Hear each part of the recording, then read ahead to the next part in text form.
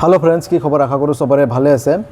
এই নৱেম্বৰ মাহত চলিত নৱেম্বৰ মাহত অসম চৰকাৰে ঘোষণা কৰিছে যে অসম পুলিচত বহুত কেইটা ৰিক্ৰুটমেন্ট ওলাব।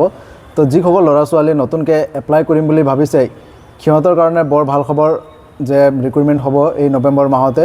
ইতিমধ্যে হেমন্ত বিশ্ব শৰ্মা ছাৰে কৈছে, তো সেই কাৰণে আপোনালোকে প্ৰেক্টিছ কৰি থাকিব লাগিব। কিন্তু প্ৰেক্টিছ কৰাৰ লগতে আপোনালোকে জানিব লাগিব যে আপোনালোকৰ হাইট কিমান, আপোনালোকে কিমান ৰানিং কৰে, সেই গোটেইকেইটা আগতে জানি কিনেহে আপোনালোকে প্ৰেক্টিছ কৰিব লাগিব।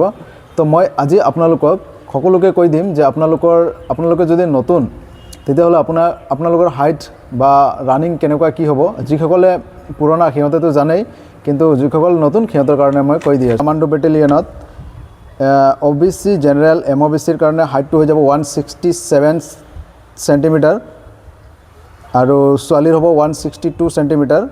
ৰানিংটো 3200 মিটাৰ হ'ব 14 মিনিটত আৰু ছোৱালীৰ হ'ব 1600 মিটাৰ 8 মিনিটত।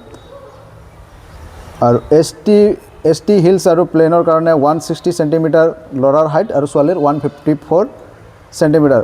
আকৌ ৰানিংটো সেম থাকিব। আসাম পুলিচ কনষ্টেবলৰ হৈ যাব, হাইটটো হৈ যাব আপোনাৰ SC MOBC।